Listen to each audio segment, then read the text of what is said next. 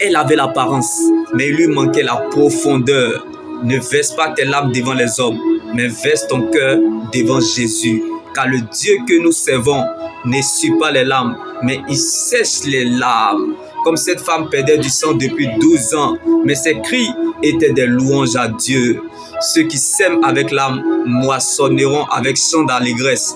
Comme elle toucha le bord du vêtement de Jésus, attache-toi à ce que tu crois, à la parole de Dieu. Comme Jésus pouvait nous le dire, qui m'a touché? Quelqu'un m'a touché, car je sens qu'une force est sortie de moi. Donc, les épreuves nous apprennent qui nous sommes et où nous allons. Comme cette dernière pouvait nous le dire. Si et seulement si je puis toucher le bord de son vêtement, je serai guéri. Donc il y a des choses que tu ne verras jamais si on ne combat pas ta vie, bien-aimé. Comme cette femme perdait du sang depuis 12 ans. Il est parfois bien de perdre le contrôle de la situation pour que Dieu prenne le contrôle de la situation. Jésus est en ta direction. Dieu vient à ta rencontre. Quelqu'un quelque part, mon Dieu le visite. Alors prends courage. Dieu te fortifie et vient à ton secours. Dieu t'aidera parce qu'il t'a vu comme cette femme qui perdait du sang depuis 12 ans. La prophétie d'une personne est pour toi. La promesse de Dieu n'a pas d'âge, mais elle est un destinataire. Tu peux échouer en tout et partout, mais jamais dans la présence de Dieu. Comme le jour de la délivrance, bien-aimés, ont arrêté 12 années de maladie. Même si le Seigneur n'est encore rien dit, mais je sais que tu dois garder ce qu'il t'a dit.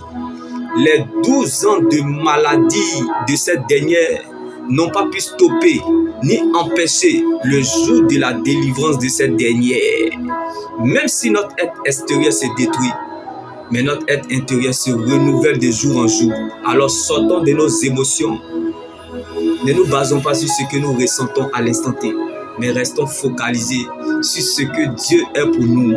Si cette dernière, bien-aimée, a persévéré pendant des années malgré sa maladie, c'est que tous ceux qui ont reçu la guérison, ce ne sont pas ceux qui ont eu la foi, mais plutôt ceux qui ont gardé la foi. Car le Dieu que nous servons est le Dieu qui garde l'alliance. Donc le désert est la face cachée de l'alliance. Ce n'est pas l'indifférence, mais la différence de sa présence, de son amour et de son esprit dans notre vie. Donc la fête changera de camp. Car le désert révèle la valeur d'une personne. Comme Dieu a nourri le peuple d'Israël par la manne parce qu'ils étaient dans le désert, tu ne finiras pas là où tu es. Car la bénédiction t'attend à quelque part. Donc tu as un témoignage quelque part. Comme Joseph pleurait et avait faim dans le puits. Il ne mangeait pas sa faim. Pour eux, c'en était fini. Alléluia. Et se disait en eux-mêmes que c'est fini pour lui. Mais ils ne savaient pas que la terre appartenait à Dieu. Donc ils ne pourront jamais affamer quelqu'un que Dieu a nourri. Car l'épreuve nourrit la foi et la foi nourrit Dieu. Commence là où la volonté de Dieu est connue. Donc tu es éprouvé parce que tu es connu de Dieu. Comme Joseph était en prison, mais la louange ne l'a pas oublié. Comme cette femme victime du cancer du sang depuis 12 ans, mais ses cris étaient des louanges à Dieu. Un monde ne loue pas Dieu. L'Éternel te veut vivant, car il y a des bénédictions qui ne parlent pas. Comme Naomi n'a pas demandé à Ruth de la suivre, mais Ruth savait ce que Naomi transportait.